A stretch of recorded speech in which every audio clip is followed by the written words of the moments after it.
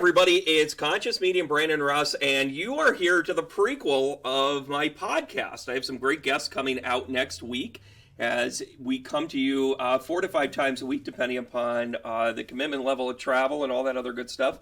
The new podcast is Stream of Consciousness, and this is a prequel.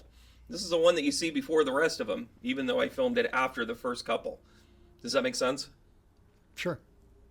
I think. Always here for your raving personality and insights. I figured, what better way to kick off something great than to have Nate the Great on? And what's auspicious about today? By the way, this is supposed to be a casual conversation. You seem tense. I'm not tense. I'm just sitting here. It's okay. The only thing special about today, and it's really not special, it's just that it's my birthday, so. That's why you got me here, I'm sure. Imposter syndrome. Identify it when you see it. How are you? How do you feel for 75 years young?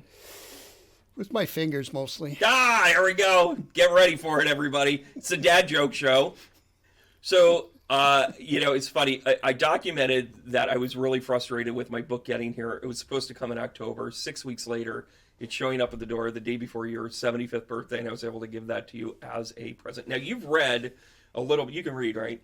Yeah. Okay. Yep. And then there were a couple of there's a couple of stories where you're more than mentioned in it, and one of them is actually called Nate the Great. What'd you think of it so far? And I want you to give an honest review of your favorite son. You're my only son, but that's beside the point. So it's okay. You are my favorite. The therapy's still the son. same. The therapy is still the same. It's all good. It's once a week probably, but that's all right. It's once a week, twice a week if you get the therapy, if you get the electrodes. So there you go. So what about like, how did you like hearing your part of your story like read back to you? Because I remember reading it and you going, what the hell? No. I found it interesting. It was, I'm glad I have your perspective on how you were thinking or what you were thinking. And that's good to know. I mean, it fills in my not knowing what you were thinking, so that was kind of interesting. And how do I keep you guessing? You don't. No, all right. No, I'm pretty good normally, about saying. Normally, I don't have a clue. Trust me, I couldn't. You don't have a clue about what? Well, a lot of things. I just take them as they come. That's all, and that's me. That's pretty good. And if I draw humor from it, it's because, I worked for 24 years at motor vehicles. I had to have all the humor I could dig up anywhere. So that's like the that's like the third rail for you. Like that was so 25 years at DMV. What'd you do at DMV? Like, were you answering the phone? Yes, I answered the phones, and we suspended and revoked a lot of licenses. Well, we didn't do it because we were mean. We did it because people messed up, and Yeah, and we're sorry. You can give me back my license now. Yeah. Well, it wasn't. By the way, you were always pretty good at telling me what I was doing wrong on my. You know what I'm going to do? I'm going to switch this because we're like looking at each other, and it's kind of funny. Like, yeah. Oh God, what's going on with this? I think I need new batteries in my. That's all right. Whenever somebody close to you says they need new batteries. That's shocking. Not where I was going with that, but No, I know you weren't. That's why I did that. Yeah, so there we go. We're just gonna stay right there and let all that stuff out. So DMV and everything else, but let's talk Minnesota for a minute. Yeah. Let's let me get back over here. Let's talk Minnesota for a minute. So why did you leave home? Like, why did you get out of Minnesota? How am I not living in Minnesota right now? Well, I didn't want to stay there. I wanted to go into the Navy because I had wanted to do that from being a kid. And my father had been in the Navy. And, of course, he was a cook, and he taught me a lot of things about cooking, which was great. But I still wanted to leave Minnesota for a while and get out on my own and see what I could find and what I could do. Your meals never fed less than 200. No. No, That's not at my house. There was always good food that my father made, and Yeah. Sundays was the best. But What was the Sunday meal in Minnesota? Like, what did it look like? Be a roast, chicken, or all kinds of roast, pork or beef, or and we even had curried chicken once in a while, which was fantastic. Which is so much for the Scottish. Well, when when I got older and I was home, and my father would make curried chicken, it was always on a Sunday, and of course you'd go out drinking Saturday with all of the friends, and boy, having a hangover and eating curried chicken, there was nothing worse than that on a stomach. For you? Oh yeah. For you? Oh you yeah. left home when you were like. I was 17 when I left. I had graduated. So you started drinking when you were what, 12? No, I 13? didn't. I never drank. As a kid. I don't. You mean think, skipped a generation? I don't think. Yes, it did. I don't think I drank until I was in the Navy and we were in a foreign port. Most of the places I was at, the drinking age was 21 and I was 17, 18. I mean, for a lot of that. That's incredible. So did you have to have anything signed to go in at 17? Oh yeah, my father had to sign for me to go. Yeah. And he did. Did they try and talk you out of it? No. There was no. My mother didn't care. She was happy to get rid of me. No, stop. Well, she only was losing a babysitter for her kids. That's what I mean. You're a resource. You're a resource. No, but what though? I mean, you're one of how many kids? 9. 9. So there's that. There's some good old-fashioned Midwesternry. Two of them are born after I left, so I mean, I know, like that's that was apparently you let a vacancy come in. He's gone. Let's make another. Well, and those mixes and matches and all that other good stuff. But what do you miss about Minnesota? What did you enjoy most growing up in Minnesota? The area. It's a fantastic area to live in. It's, they got the winter there and they can be harsh, but you adjust to it. You always had, things to protect you.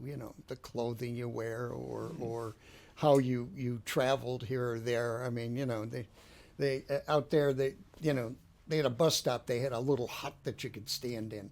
Here, they didn't come up with them until recently, So Well, the huts have been around for a lot of years. Yeah, but this was 50 plus years ago. They had them, so you didn't have to. Did you ever do ice fishing? Actually, no. We didn't do much fishing. Because you're not psychotic. My father wasn't a fisherman. He was a thinker. More than anything else. That's why we can't grow hair here. We're thinkers. Yeah, I know. sounds like Ken. That's all right. I shave it, nowadays. I know you look like Lucky Charms a little bit. It's magically did a. What do you eat? What do you eat later if you shave this? I comb it up from the beard. That's all. Well, thanks for all the techniques, right? Yeah, I don't know if anybody can see the resemblance or not, but. You definitely get your hair from me. Yeah. Definitely get your hair from me. Are you worried about being bald? I mean, you're 75 and you still got... you're doing a little comb over, but it's not... I'm just looking at you and thinking what I have to look forward to. But my father at 65 was pretty much top of the head, was bald. I've got a lot more than he does. So you outpaced him. Yeah, I did. Outpaced him. Oh, yeah. It's just hereditary. It's one of those things. Actually, my mother... had a lot more hair than anybody did. I mean, she had thick hair. My father's was very, very light for a lot of years. Huh. So is that where we got our hair on our chest from Grandma Grace? Oh yes, yeah. That's the rumor. Did she have tattoos? Did Nana or Grandpa? Your Nana or Grandpa? That's the other side. No. Did Grandma Grace or Grandpa have tattoos? No. Grandpa, he was in the Navy and he didn't have a tattoo. Like that was like standard issue. I was 9 years active and I don't have a tattoo. I know. I'm like, how do you? And you didn't drink until you got there. I don't like people sticking me with needles. I know. Truthfully. Well, Well, there's the practical if you side of it, if you right? get the point of that. I get the point of it. Oh, God, how many bad... In another lifetime, I was funny. Trust me. He's funny now. So the running joke in the family was always that he would have made it to Carson if he could just get through. If he could just get through his own jokes. If I could tell a joke without laughing, then I could have made it. But, It's hysterical. It's hysterical. He can't. I remember one time at dinner, you literally laughed so hard that it was like milk's coming out her nose. I'm laughing. Natalie's laughing. Chandra thought it was like a terrorist attack. What's wrong? What's wrong? We were all like breathing heavy. And I remember there was like we had some sort of casserole, like it was tuna casseroles in one of those like Corel dishes, and at the time it was like I mean I was probably about 11. We were still in the house in Cohoes, like just before we moved, and it had the Corel, and he said the most inappropriate joke that I somehow understood, and you took the plate. You said, "Look, Terry, it's ribbed," and then she just looked at you like as in like, "Don't you dare finish that statement." I think what you wanted to say was it was ribbed for your pleasure, and she gave you the death stare from across the room, and you just started laughing, which made me laugh, which made Natalie laugh, which made Chandra go into therapy. It was great. It was one of those moments. And I remember, do you remember the old house, the backyard with the, with that olive tree? Yep. Yeah, that was, that's still there. It's a Russian olive tree. It came from Maureen and Jack's out in Massachusetts. Yeah, my godparents. Yeah. Yep. That was, it had to have been close to 45 years ago. Well, I was sitting. I mean, this is a sign of the times, right? I mean, yeah, at 8, 9 years old, you were babysitting 5 and 6 year olds. Back in your day. In my day, I was riding in the back of a Datsun S10 with an olive tree shoved up my nose, listening to New England Patriots game, driving home. Do you remember that? Oh yeah. Steve Grogan forever. Yep. And it was. You just kept going. I have to stop and go to the bathroom again. Yeah, because the plant was there. I know the because tree it was there. like I mean, listen, I'm not bringing this. I'm bringing it up as a heartwarming thing. I'm just telling you. My therapist and I worked it out. She was like, "Well, the olive tree is about forgiveness and peace." And I'm like, "You ever had one shoved up your ass?" It was awkward. Well, she had nothing to say. Just to let you know, that was like 4 therapists ago. But no, I remember that tree, and it was funny. I drove past that house. I had a home break or something up on the hill, and I drove past it. I started laughing. I was just like, "Oh my God, that's still there. That's still there." They put it on a second story and whatever. Yep. Do you ever, of all the places you ever lived, not visited, but lived, where would you want to go back to? Like, what was the place?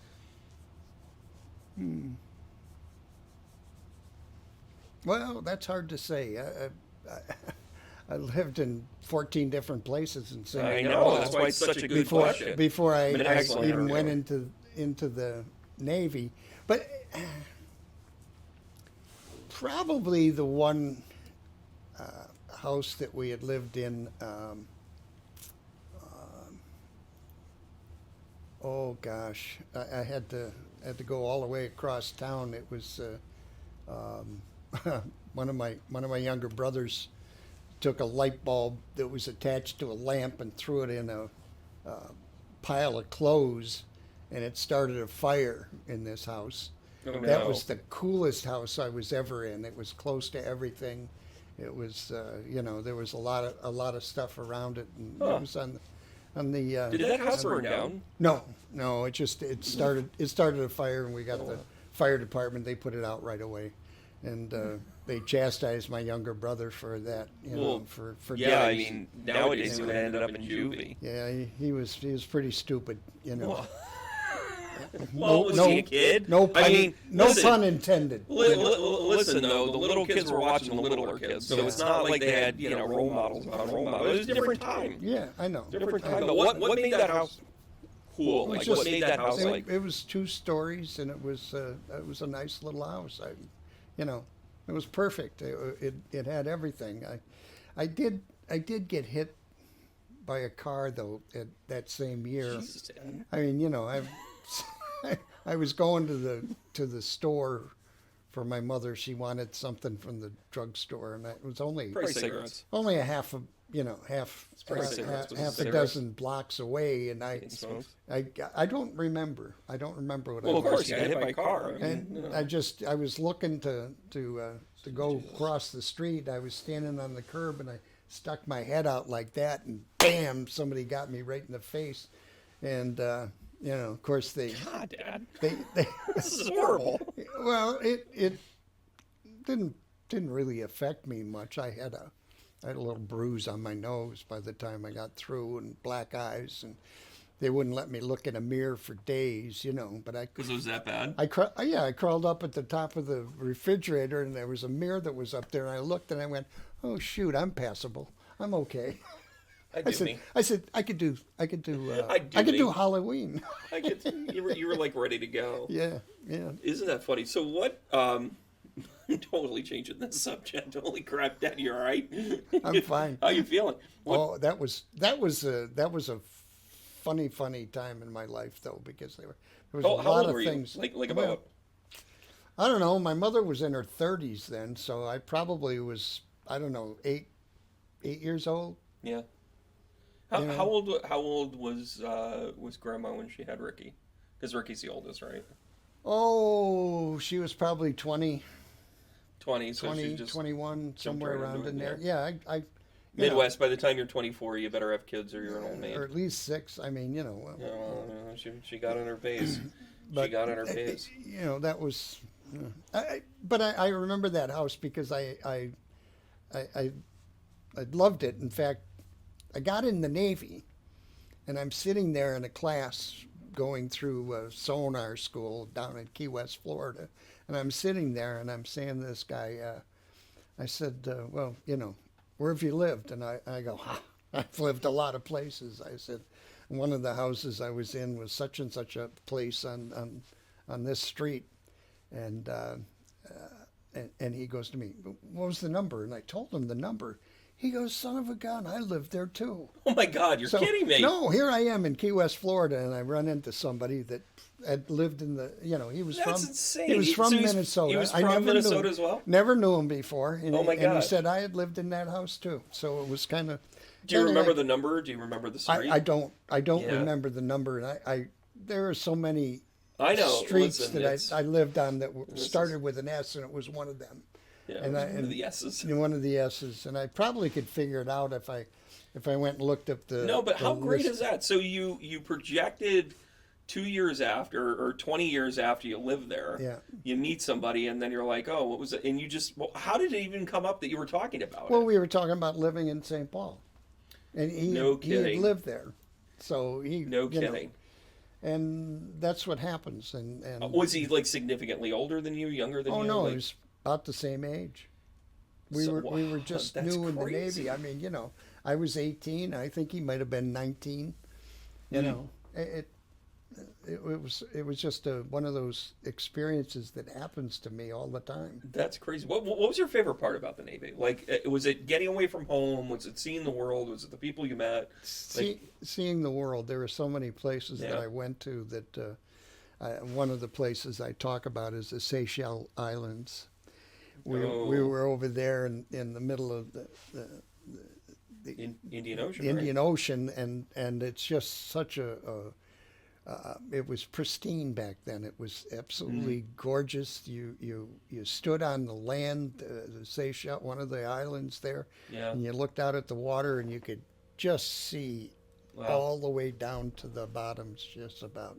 It was just. It was fantastic. It was quite a view, and we didn't spend a lot of time there, but the time we did spend there it was beautiful. But I've been to all over the Mediterranean. I went through Africa and South America. You listed all of them at one point, and you were just like, I've been a lot of places, and it was funny because when you were listing them, that actually. Believe it or not, that made me curious to the map, to the globe. And I remember getting, I was always obsessed with maps and globes and seen things, and I'd be like, yep, you went there, I went there. And I also remember your coin collection. That was really cool too. Yeah, yeah. I still have them. I know you do. I've still got them. They're probably worth about 10 or 15 cents more today. But I know. Like, I remember I was like all sorts of like excited. Yeah. When you were like, oh, this is a drachma. I got this in I think some of Greece. Some of the coins they're not even using in the countries. This is a Minosa. I remember that was they were all different. It was funny because I got all excited and I went out and I bought this like coin book. You remember this? Yes. And I got this coin book and I'm like, this is going to help the family. This is our riches. This is a brand new Nintendo. And I pull out the book and I had them all listed and I'm like, the drachma, the lira, and I had them all listed with what you had. And I think I literally figured out it was about $28 total. And the total. Like you couldn't, and then I was like saving the bills for last. And, but I think there's something to be said for a lot of that trip. A lot of the things that you saw around the world were depressed areas. I mean, that's where the Navy would go into. Did you ever do like humanitarian stuff or did you just ride around on a boat all day? Sure. A couple of ports we stopped in, like Luanda, Angola, we stopped there and we went and painted a couple houses for people. Did you really? Yeah. Where'd you paint? And then, just their homes. Yeah. Just they just needed the help, and when 20 guys do it, it takes 10 minutes. And it was whitewash. I mean, it wasn't a big deal. Did you get beer out of it? Or? No. We got a lot of friends. One of the things that we were on a tour one day, and they stopped at this building that that the U.S. had built because they were donating this money and this is what came of that monies, and they said that they were going to stop there and take a look at everything, if we wanted to, and they were going to stay there for a few minutes and while everybody went and looked around. Nobody got off the bus. Really? Why? And not a big deal for them to be spending money on the country. I mean, and here they are having a building built. People needed to be fed more than anything else. You could tell. Isn't that funny? Nobody moved. Funny? So nobody moved. So you were more about like, hey, we kind of misappropriated this. Well, yeah, it just wasn't a big deal, and I for one, I wasn't going to go look at it because I could see the building and that was it. But it wasn't a big deal. I remember the stories about Ron. Who was your Navy buddy? He was always Navy buddy Ron. If there was going to be a sitcom show about Nate, it was going to be called Navy buddy Ron. He was my soulmate in the Navy. He and I we saw eye to eye, and I always had his back. He always had my back. Him having my back was always a little bit different, though, but that's all right. Well, I always had. He had some challenges. I always had challenges. I had his back. In fact, when I had finally gotten out of the Navy and we moved here to the Albany area, and, I finally I heard from him one day. And I had said to your mother a few days before he showed up, and I said, I think Ron's going to be in town. I don't know why I get that feeling. And sure enough, a couple of days later, there he is on the phone going, hey, listen, I'm pulling in. You want to get a couple of cases of beer so we can sit down and reminisce about old things? And hot dogs. Oh, he ate a lot of hot dogs. That man ate a lot of hot dogs. And he drank a lot of beer. He weighed 97 pounds. He was 6 foot tall. In Oklahoma, I want to ask you about that in a second. But, it's funny because I remember you guys were sitting at the house where I was just talking about, where you walked out and there was tin awning, and when it rained, it sounded like, it sounded like constant thunder. It sounded like, you know what I'm saying? Like it was so disruptive. And you and Ron sat out there for, I don't know. I don't even know how long. Yeah, and then he was just one of these guys who's just resourceful. And he would, he'd stop at the store, he'd have $5, he would get burgers and dogs. He would get meat and dogs. Yep. And then he would pack them, he'd throw them on the grill, and he'd be like, "You want one?" You know, and they'd be like, "You know, you have any bread?" And he had no problem just making a burger on bread. I think I thought that was kind of a serial killer for a trucker, just to let you know. Like, and he drank his coffee black and said, "I got 3 hours." He would sleep on the couch. It would smell like beer. I'm not traumatized by any of this. I'm just painting the picture. And then he would get up at 6:30 in the morning and go, "Yep, time to ship off." And I did not understand how somebody could metabolize a whole case of beer. And you were down for 3 days. You were not. I'm not calling you a lightweight, Nate. Oh, I was. He was a pro, and he's been off the circuit for a while. There was no doubt about it. He just right under the table is where I went. But he got up one morning and he had said to me the day before. He says, "You want to go?" He says, "I'm on my way up to Rutland." So I got 80,000 pounds of stuff and house repair stuff, lumber, whatever. Right. He says, I'm hauling this up there. He says, "You want to go with me?" He said, and then we're picking up a bigger load coming back. I said to him, Yeah. I said, "Well, I said, what are you going to do just for the day?" And he goes, "Yeah." He said, that's all it'll take us. So I went up with him.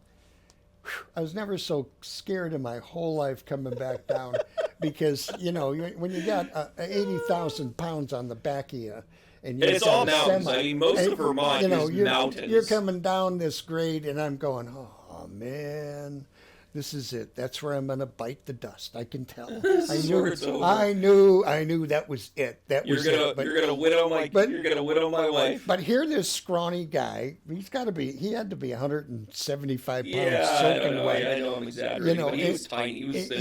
He was thin, and he was pushing on the brakes the whole time through.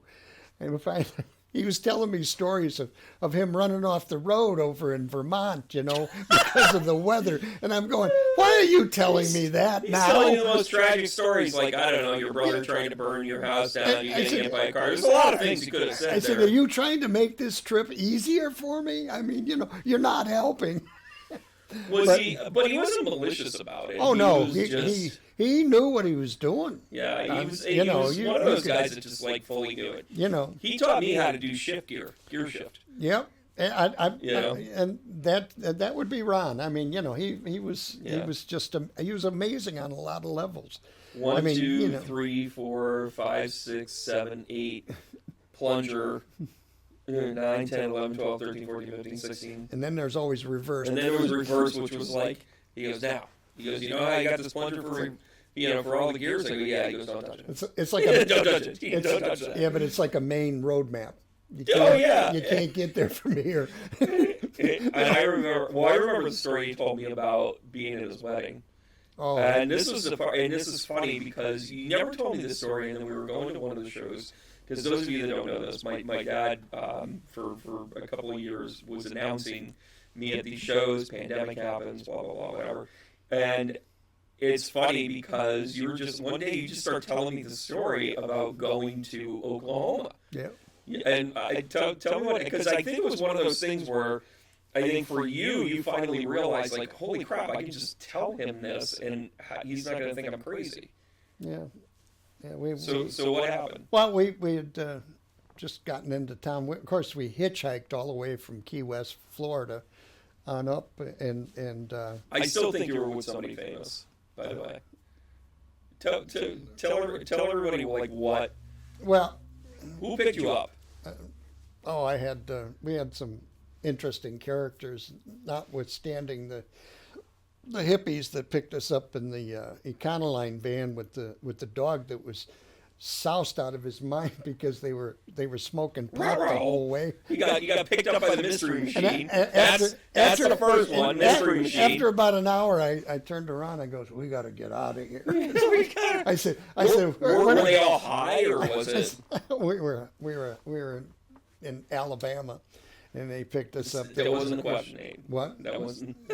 What was the question? Keep going. So the mystery machine picks you up, gets you to the Louisiana border. Yeah, whatever. And then we get other rides, and we got a ride from one guy that was in a Ford Falcon, He wanted to get to. He had to get to. Ford Falcon. Wow. He had to get to Texas pretty fast, and he was hauling. I mean, Sure, guys, jump in. What now? Would they do it for free, or did they, oh, yeah. give him $5? Or yeah, they did it. He did it for. They did free. it for the company, or well, he had soldiers? he had his back seat all full of stuff, and. Bodies. The three of us had to sit in the front. And we're the three best friends that anybody could have. I was sitting in the middle, and I kept falling over on the driver, and he kept pushing me away with his elbow, and I'm going, I said, I'm sorry, it kept waking me up. I mean, but he was going on 100 miles an hour through the most of the night.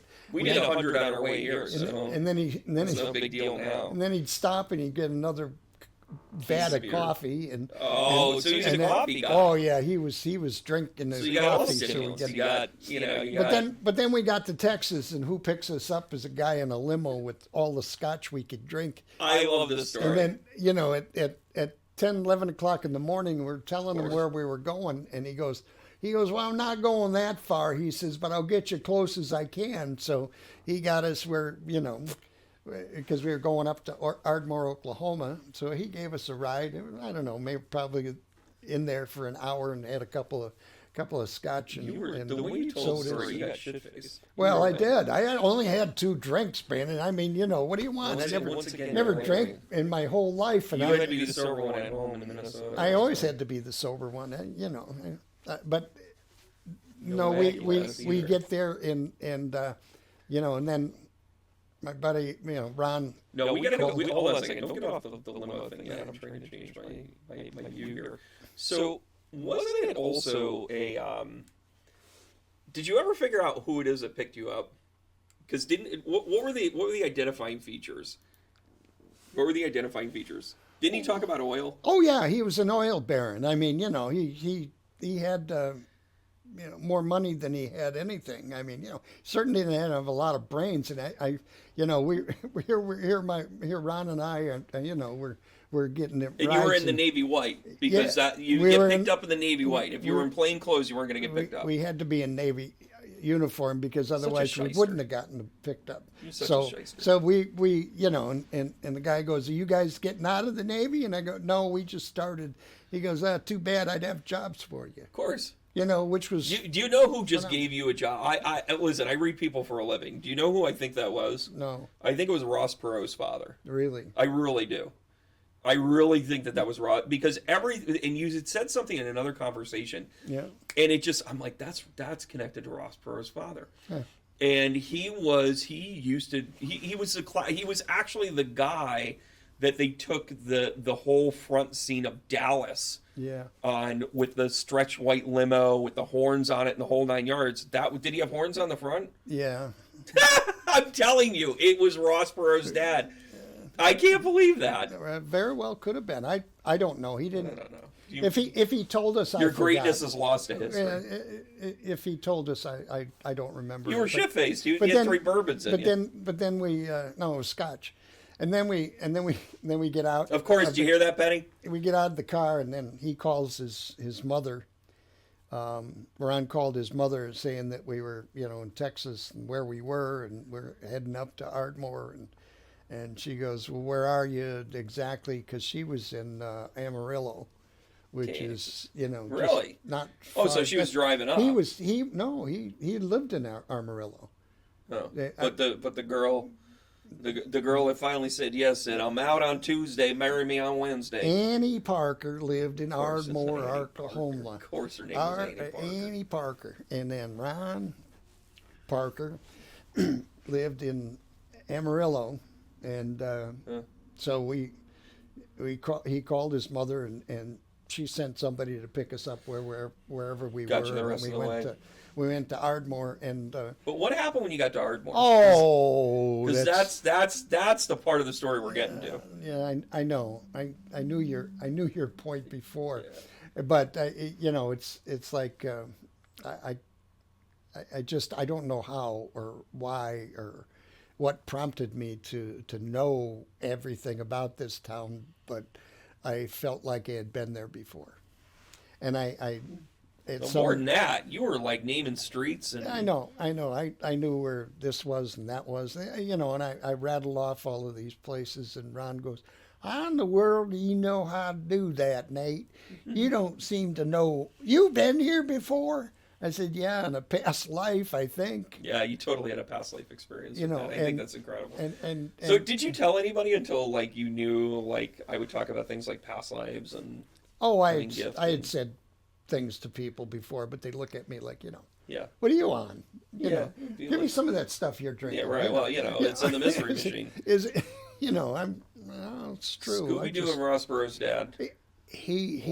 Ron just was floored. I mean, and well, do you remember like how you felt in the moment? And the reason being is because when a lot of people like have like a past life recollection, is it, some people feel like a tingle, or they feel like they're out of body, or they feel like they're like connected. I don't think I felt any of that. It came over me. And it was like it was there, and I said, I've been here before. That's really cool. I said I don't know how or when or why, but I might even have died there. Listen, all those things are possibilities. How do you think you died in a past life? Oh, like do you ever have like visions or dreams or things where you've been like, oh, I totally had that? Probably a shootout. Yeah, you're a terrible shot. I know. Well, I'm a terrible shot now, but I wasn't maybe back then. But. You did say one of the qualifying words, which was Navy. Right, like being in the Navy as opposed to. Well, I know for its marksman. I don't think it was that though. But I don't know. I'm not one to say, but I mean, that. Every once in a while, I run into something where I go, that's such and such, and sure enough, it is. And it's like, I'm going to leave it alone, and then I'll say something to you and go, Dad, don't jinx it. Will you cut it out? Don't do that. You tell me, don't say that. Don't say that. Because it's then going to happen. And I go, well, it's going to happen anyway. Well, there's a manifesting thing. Yeah, but it's going to happen anyways. I mean, there's something to that. I know. It's like I'm not going to go to this. I'm not going to go this avenue to get someplace. So I'm going to take a different route, and that's what happens. Of course, it's that Sagittarius blend that you have, which, by the way, brings us to the part of the show, which is really fun, which is the most interesting thing about your chart. And what better day to look at your chart than on your birthday? Well, I want to say something about Pearl Harbor, though. Oh, were you there? No, I wasn't.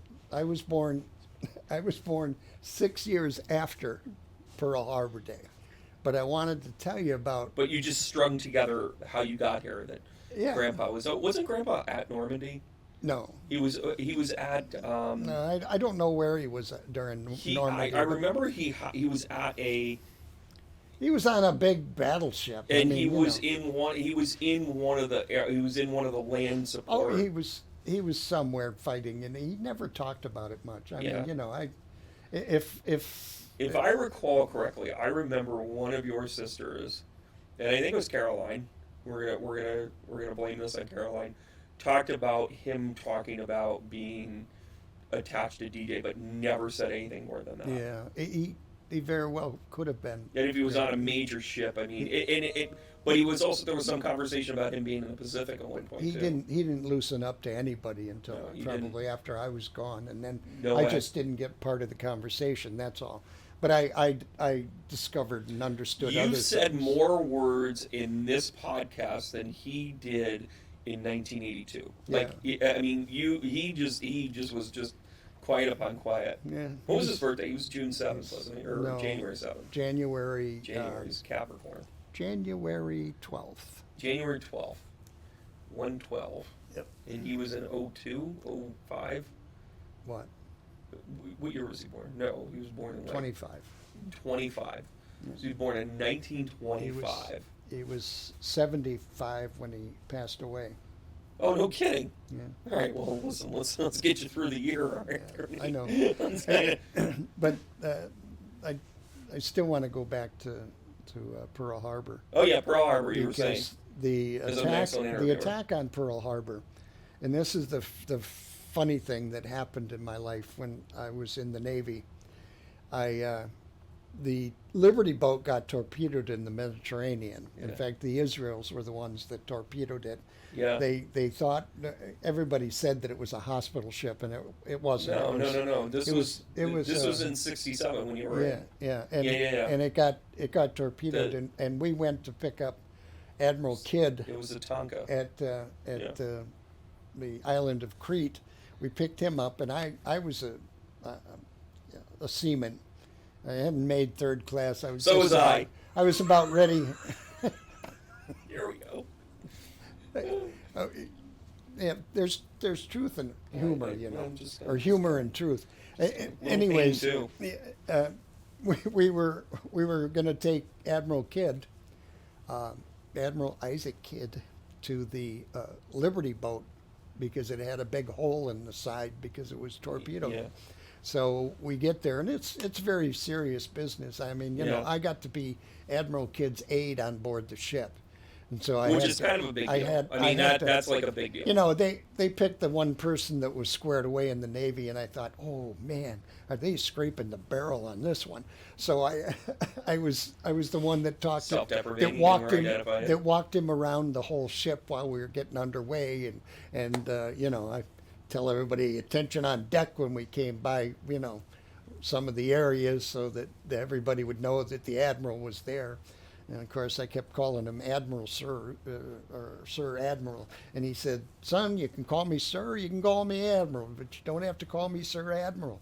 I said, okay. I said, that's fine. I said, but I got a question for you, when everything slowed down. I said, and just to let everybody know, he was the top naval officer. He was the commander of the naval forces. Yeah, in the Mediterranean. And I said to him, I said, Admiral, what was it like when you were a captain?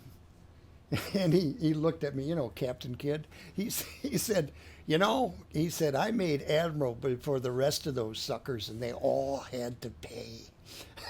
He's all about the retribution. He made it stick that they, But the weird thing about Admiral Kidd, his father, to get back to Pearl Harbor, his father was at Pearl Harbor. That right. And he was his admiral, his father. The admiral's father, he wasn't quite an admiral then, but he was admirable. He was admirable. He was the highest ranking officer at Pearl Harbor that lost his life that day. Oh, really? Yes.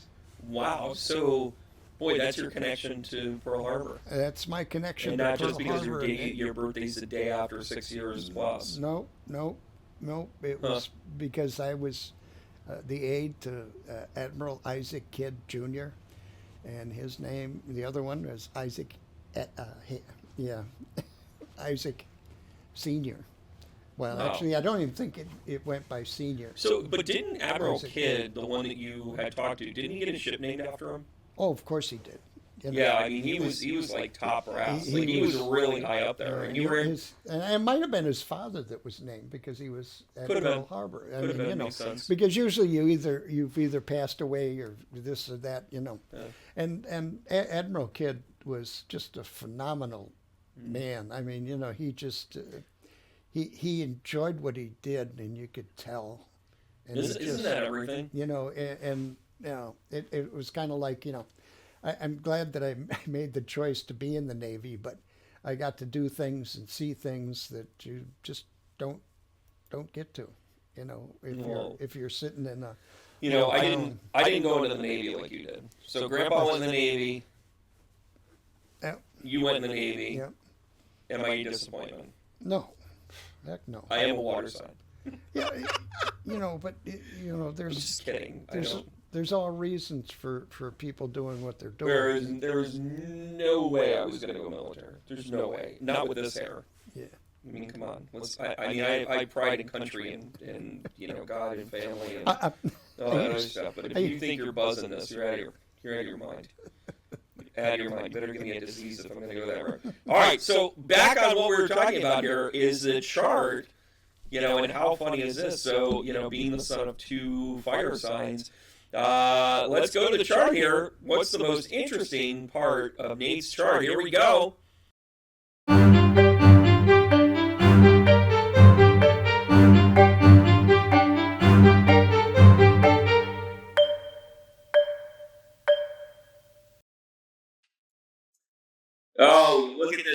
great. This got made sure December 8th, 1946.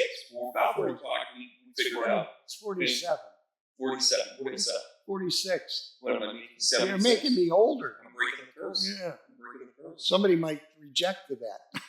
They might be like a kidney. Like a kidney.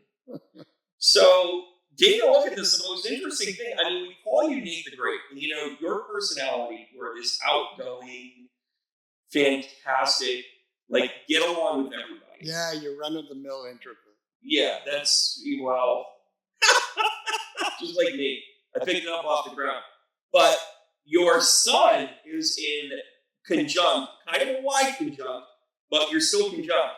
Your sun, which is that circle with the dot in it, and then you got the loop-de-loop just below that, that's Jupiter. That combination makes you incredibly interesting in the 7th house because you're the life of the party. That's what makes you the life of the party. Boy, how do you like that? Your moon's sitting there in the 6th house. Chiron's in the 6th house. Your communications in the 6th house. So this is also kind of measuring where. Oh yeah, and then you've got. Oh yeah. So you got Venus there. Oh, Venus and Capricorn means stepmother. You know that, right? Yeah. So is that what it means? Just so I well, that settles it. She was. You know, no doubt about it. Yeah, that's the challenge right there. You know, Daphne and Jupiter, you're just like that, right? You're in the 7th house. And listen, as much as he didn't say a whole lot, everybody loved Grandpa. Like, no, like if you had a problem with Grandpa, it was because he told you no. Yeah. You know, that was the thing. Moon sitting in Scorpio. Congratulations, Mom. But then you've got, you know, you've kind of got a little bit of you know, you got your 3 kids represented here. Do you see them? I'm gonna point these out. Yeah. So your fire sign, right? Okay. In Sagittarius, which is kind of, you know, that's Chandra's fire sign, which is Aries. Mm-hmm. And then you've got your rising sign, which is Gemini, which is air. Who's that? Natalie. Yep, there you go. And then your moon's in Scorpio, which is a water sign, which is water sign. The good looking one. Aries. Yep, there you go. And by the way, you're sitting in your intuitive house. I'm going to point out how intuitive you are. Are you ready? Mm-hmm. So you've got this, you know, in intuition, in psychic energy, you take a look at the 4th, the 8th, and the 12th house. Well, your 12th house is your North Node, and you just help out, moving, getting out there, trying to do the right thing. The 8th house, you've got Venus sitting in there, and dare I say, do you think Grandma Grace had gift? What? When she wasn't drinking, when she wasn't having sex and making babies, you think she was intuitive? Like, no, okay, all right, well, you know, she just, you know, she. Which part bothers you? The fact that I asked about whether or not she's psychic, or that I just put that seed in your head that she had sex at least, you know, 9 times? I don't think she was. I think, you know, her favorite response to anybody is, "You son of a," you know. Oh yeah, I learned how to swear from her. You know. Yeah, it's funny. Your best friend was a trucker. Your mom was a trucker. I mean, that's just kind of how it worked. You know, or at least you learned how to swear the right way. I don't think she was. You know. No, but do you think Grandpa was? He could have been. He very well could have been. Yeah. That makes sense. Well, it's, you know, I've done a lot of lineage stuff with mom's side of the family because there were open mediums on mom's side of the family. Yeah. And even my grandfather on that side, like, you know, he took his money out of the stock market 3 months before it crashed. Like he was on another planet. Where I think on your side of it, again, this Capricorn, you know, thing with Venus sitting there, and then in the 4th house, you know, you've got Mars in Virgo. So when you get mad, you get really mad.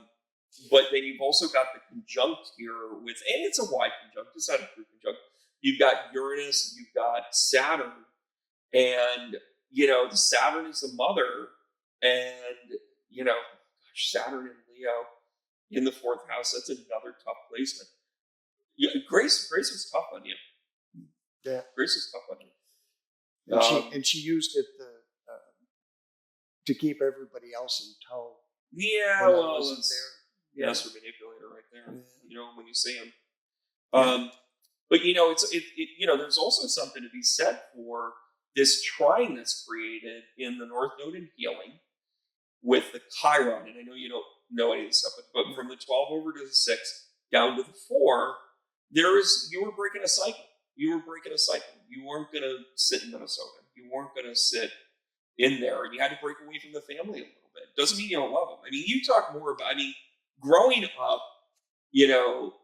kids in my neighborhood would, they loved the Yankees and would hear stuff about that. I went to sleep watching the Yankees, but hearing stories about Harmon Killebrew and Tony Oliva and, Frank Tarkenton, all of the old Minnesotans that were, and Paul Bunyan. I think you were trying to teach me about Paul Bunyan at one point. I'm like, get an ox. Yeah. you're like, what's an ox? And you're like, it's a cow. And I'm like, why didn't you just say cow? Like, it's so logical. With big horns. Right. But you also, you've got a ton of definition in the 6th house, which is, that's why you're the emotional support for a lot of the family. You're the one that people will go to. You're the one that people would say to you. You're very comfortable with, you know what, we'll keep it between us. Whatever you're going through, you can confide in me. You got a lot of if you didn't become a coach or you didn't become a counselor or something, you could have very easily done that. But instead you worked at the DMV and you listen to everybody's problems about why they never paid their insurance. But I sold retail jewelry for 20 plus years before that. And then I did 9 years active with the Navy, so I have 3 different careers in my life. So yeah, there you go. And then that's got to fit in somewhere in there. Well, remember that part about getting along with people. That 7th house with the Jupiter and the Sun. I mean, you were able to be a great provider because you had the gift of gab. You would talk, and you got this vacancy in the 2nd and 3rd house, which whenever you see vacancies, it's not. People think it's negative. What it is the opportunity to be able to fulfill it any way you want. So you're going to be one way with one person, another way with another person. You're just incredibly malleable. And that there's the challenge. But the 4th house is about family. It is about the challenges that you might have. So there might have been conflict within it. There might have been ways having Mars not too far away from your mother, which is 10 degrees. I mean, you're actually in a wide conjunct there, which you wanted as much distance astrologically. You wanted as much distance from your mom as you could. How's that, Dad? How's that for interpretation? Well, pretty good. It's Penny will verify. It's mostly right. It's only mostly right.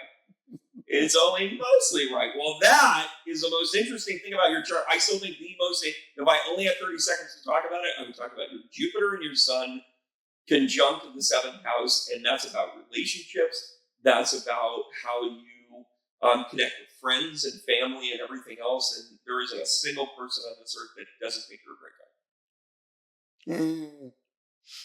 Well, listen, if you don't get an enemy or two.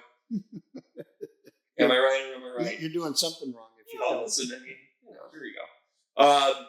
So now it's I kind of like being retired. Do you miss work? Oh, yeah. What do you miss most about work? Paperwork? Getting out and interacting with people. Oh, no shit. Oh, Oh, that would be a Jupiter Sun conjunct in the 7th house, everybody. But you're a people person. I mean, that's a natural position for people. Yeah, I still get, I have the urge that I need to go work somewhere and do something so that I'm not just vegetating all the time too. So, I see. We call it meditation now. You should get caught up in that. Mm-hmm. So listen, let's wrap this up with 5 good minutes.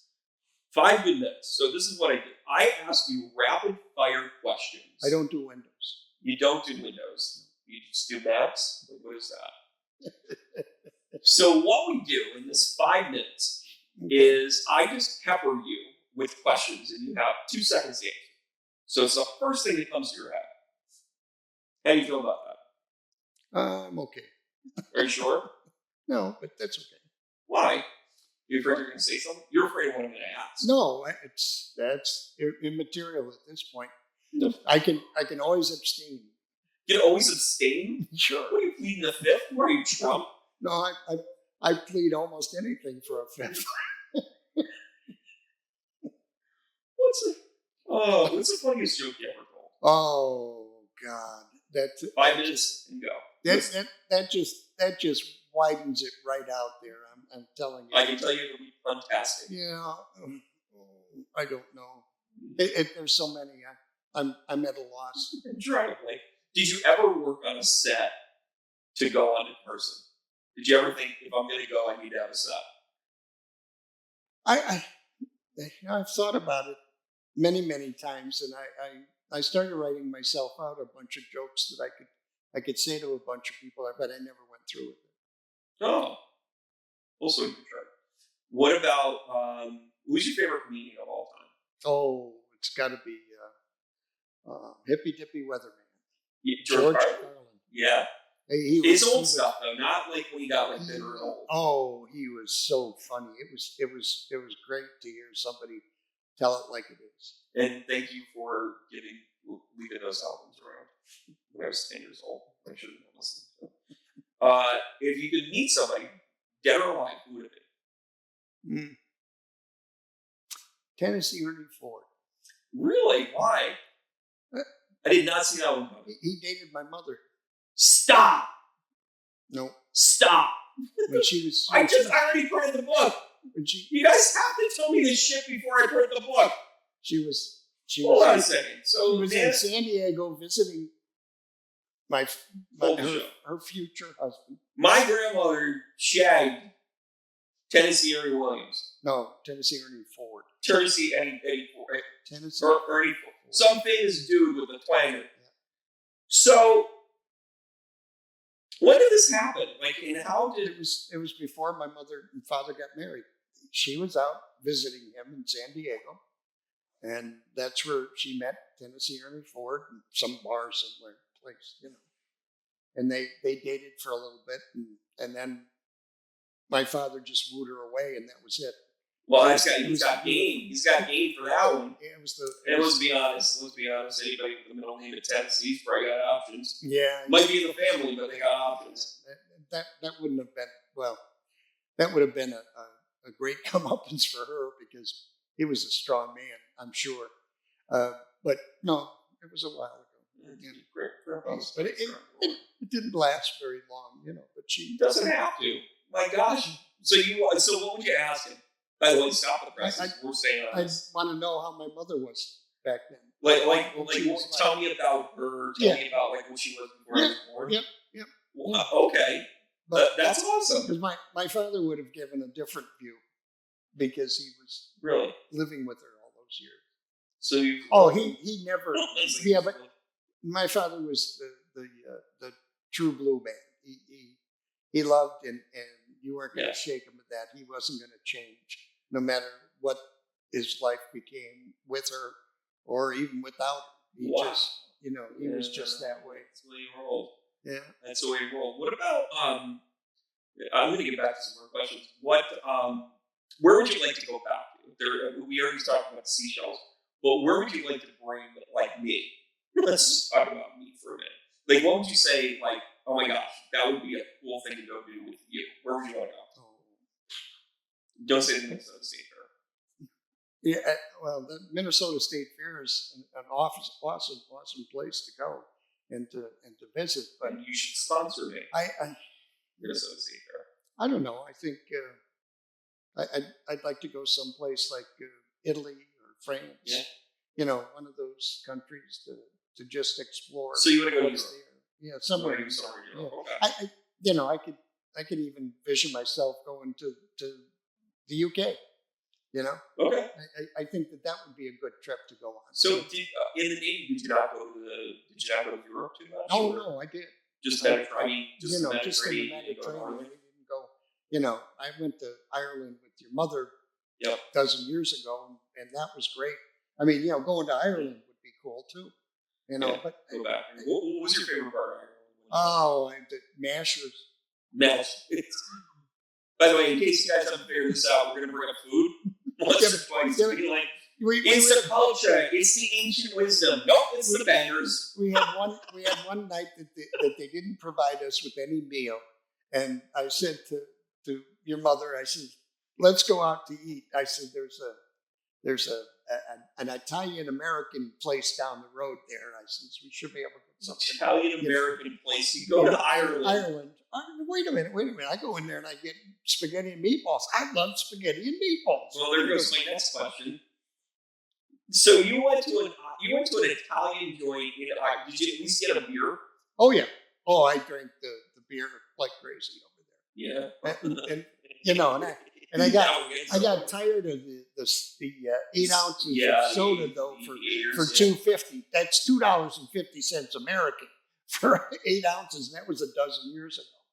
Yeah, well, it's expensive because it's our commodities. I know, but oh my God, yeah, well, that's true. Favorite Christmas? What was your favorite Christmas? My favorite Christmas of all time? Boy, that's a loaded question, but I loaded. That's why I asked. Actually, there's two.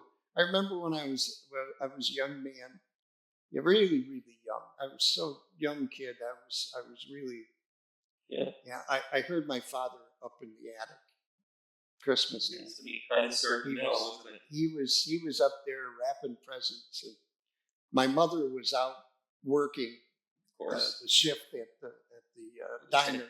At the Tennessee Williams factory. At the diner, she was doing waitressing, and she wasn't home yet. In fact, she didn't get home until late that morning. But that was the year I got the cowboy suit with the gun and the hat. You got the Woody. Oh, you got the Woody outfit. That was a fun time. And then the other time was when we were living at Nana's house. Yeah. And, I still remember the heads in the closet.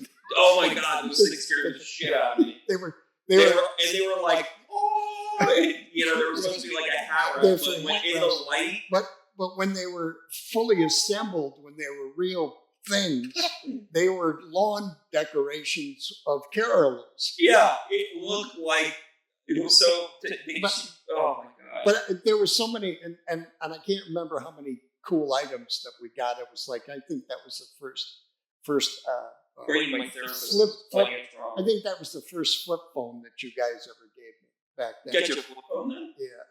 Yeah. That was a few days ago. Gosh, something like that. You were well, might not have been then, but that was those are the things that I remembered. I remember the first Christmas we spent there. It was in '87, and we had the October storm. October 4th, 18 inches of snow, and everything was buried. Yeah, it's crazy. It was because the leaves were falling tree. That was so devastating. And we had to live in for like 6 or 7 days. Maybe I'm exaggerating. No, but there were a few days where the only heat we had was the fireplace. We kept it going. Yeah, but we had hot showers, so there was that. Yeah. But it was kind of like a total wilderness feel. It was kind of cool. We camped out in the living room. This is the only place that I had born. That was good. It's kind of different. All right, you break the out in 5 minutes. I'll ask you one more question. So, what is the one thing you would love to do again that you did once already? That like you would go back and do all over again. Not to change it, just to do it and experience it again. Oh gosh.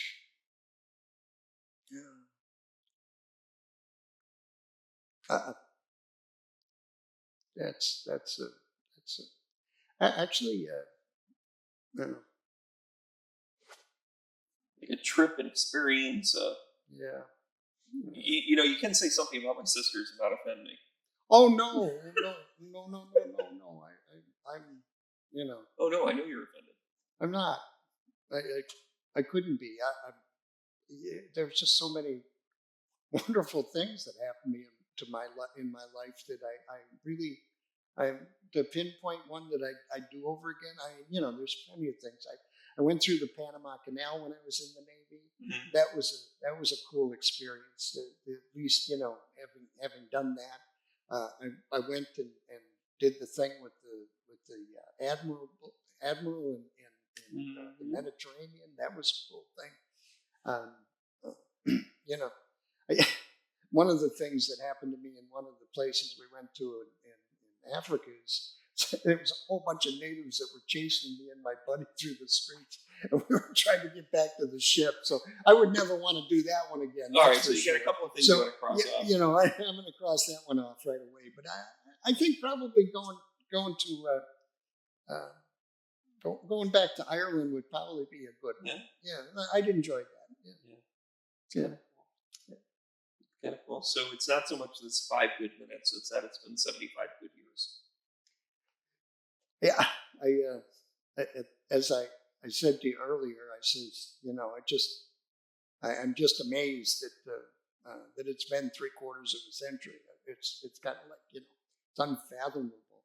I remember when I was turning 65, and I said to you guys, I said, you know, I figured that my life was over when I turned 65. Well, it's part of your Sagittarius. I mean, being a Sagittarius, you've got to travel the world, you've got to explore things, and then you also have to be a little fatalist when it comes to certain things.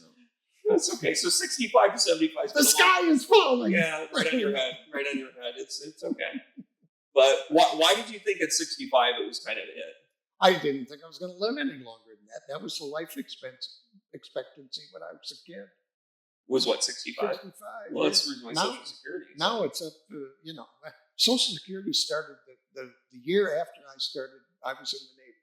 Of course. And I always like to tell people, you know, you think this is bad. I made for a half a year, I made $590. Period. Yeah.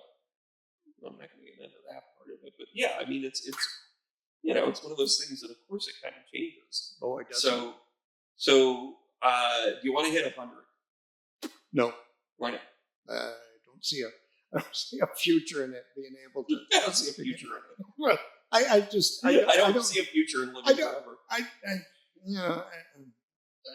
don't know how it's long. Only 25 years. Yeah, but I don't know how long I'm gonna be here, and that's the beauty of life. You don't know. Well, I mean, you know, the good news is I'm still here. The bad news is you can still talk to me. The bad news, I'll be here all weekend. Yeah, but the bad news down the road is that, you know, even if I'm not here, hopefully somebody will miss me. At least think about it. Come on, this is your martyr. Let's go back to your chart. I'm not a martyr. I miss you when I was talking for 3 days. Yeah, and it's true though. I just, you know, I'm thankful. I'm grateful. I'm very blessed in some ways that you know that I have to thank God every day, whether he tells me or not. Well, you know, we've had the dogma conversation, but it's also understanding that, like, your belief system. I mean, don't you think that this entire journey has been something to give you more faith that there's something beyond this? What do you think happens when you go? Well, I definitely believe that you're going to a special place where your soul is going to be free and clear of everything that could bother you. Well, I mean, you know, you don't take that baggage with you. Do you think I'll be able to talk to you after you pass? I hope so. I mean, because I'm going to haunt the daylights out of you if you think that I'm not. I mean, you know, I'm going to, hey, come on, I'm going to tap you on the shoulder and go upside the head. No, that's not how it works, Nate. Yeah, but I'll get your attention. But do you think it's something where when, you know, and I'm glad you're not weirded out by this question. I mean, it's like, you know, you're sitting here going, okay, I thought I was going to be done at 65, I made it 75, so you're already wrestling with your mortality. So for me to ask you to say, you know, what's the sign you want to come back as? Like I coach people all the time, and one of the things that, you know, I say to people, like, once they pass, once they have that mortality, you know, like, you know, I got bad news for everybody. None of us made it. But on the flip side of that, the people that, like, have someone pass, like, it helps with my grieving. It helps with you letting go. It helps with the people around us, you know, in the grieving. What sign or symbol do you want to give me? I mean, we've had a ton of music in our life. We've had a ton of symbolism in our life. Like, what would you do? And don't say the skull horn at the Viking game, because it doesn't count. Every single time you hear the skull Viking horn, you're going to be like, that's me saying hello from heaven. It's also you in the nosebleed in the bleacher seats. Well, $2. one of the things that my birthday being 1208, I look at a clock many times, a digital clock, and it's going to say 1208.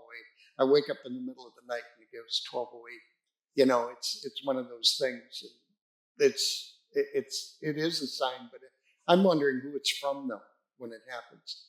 Well, it could be, you know, because it could be your mother, it could be your father, But- it could be, you know, somebody else that you're connected to. I mean, you were close to Grandma Dorothy, Yeah, you know, who Could be- ironically moved here and lived here for like, what, 9 years, and we didn't even know she was here. well, It's freaking crazy. But we would get letters from her, and you were like, "Oh yeah, Grandma Dorothy." well, she was great. she didn't live here permanently. She was only in and out of here because the people she was watching were in Sharon Springs, like an hour away, an hour and 10 minutes. Yeah, but they were only here for I don't know a couple months out of the Oh, year. okay, all right. That's what it was then. It's that's why we. But she never put two and two together and said, "Yeah, my favorite grandson's not too far." Yeah, But it could be anybody. It could be anybody that's connected to that. But it's a sign. So you see 1208 all the time. You're passing that on to me. well, I don't think so. Well, you're not going to pass it on to me. No, What's that yours? Oh, you want to have something cooler than just 1208? well, yeah. You could be right twice a day. Unless the clock is broken. My digital clock is broken and still right. How about you be 12? That would be the symbol. 12, 12, 12, 12. Blinking 12, yes. But I really like that though. The 1208, which is an 11, which is an angelic sign. Yeah. And it's also that's probably why. It's the there 11. we go. Yeah. It's the Do you ever 11. see 1111? All the time. Yeah. I mean that's an awakening code. As you kind of like recognizing. I know. angels and And I energies. go, there's Brandon again. Yeah, talking there to would me. be. Well, I'm not dead yet. Despite But the rumors. but you're still talking to me. Still going. 'Cause But do you ever see other repeats like 111, 222, 333? But you do see the 1111, then you see the 1208. yeah. I don't see very many others. Okay. Although I could see the others, they don't mean All right, well, you see what I'm saying. Yeah. Getting But- up on the technical stuff. But Such a stage. With a Gemini rising. By the way, that's like the perfect gift to get, by the way. Had you gone to a college, you would have been some sort of grad. You would have been in Delta or something. well, I always. Trigrams or But how could I say that I wanted to be a music teacher if I didn't do what I did? See, that was one. you would have been a music teacher, had you Yeah, not? yeah. That makes sense. Because you played accordion. I played baritone horn. I played the accordion. I played, a couple of other instruments that are neither here nor there. But I could pick up anything and make noise out of it. Anything. You make noise out of anything. Yeah, I did that with you for years. I was the squeeze box. Wait a minute. That came out wrong. That came out really wrong. So, all right. So listen, happy birthday. Thank you for telling me what's next and how it's going. Mm-hmm. And anything you want to say? I mean, you have a lot of people reach out to you on your birthday. Yeah. You know, say hi and say whatever. In fact, my phone's been blowing up in my pocket. Of course, yeah, you like it on people. Kind of rubs me the wrong way, if you know what I mean. Yeah. It's not a pacemaker, but it's close. It keeps my heart going, I'll tell you. But anything you want to say to It's probably the wrong pace, but maybe to your daughters, anything you want to say I think mother, I thank all my all your children, all my listeners. all your first time, long time. First time in a long time. Yeah, I thank you for considering me Yeah, there's not. to be worthy of mentioning that I'm getting old. my brother Ken, he goes, "How old you gonna be?" I said 75. He said, "Gosh, you're old." How old's Ken? Ken is 60. 60. So you guys are 15 years apart. Oh yeah. He was just a dyke when I left. He was 3 years old when I left home. 2 years old.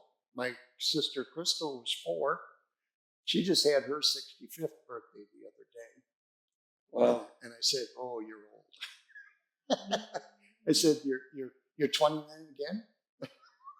And she went, Because that's the running "Yeah." joke, right? 29 forever. Yep.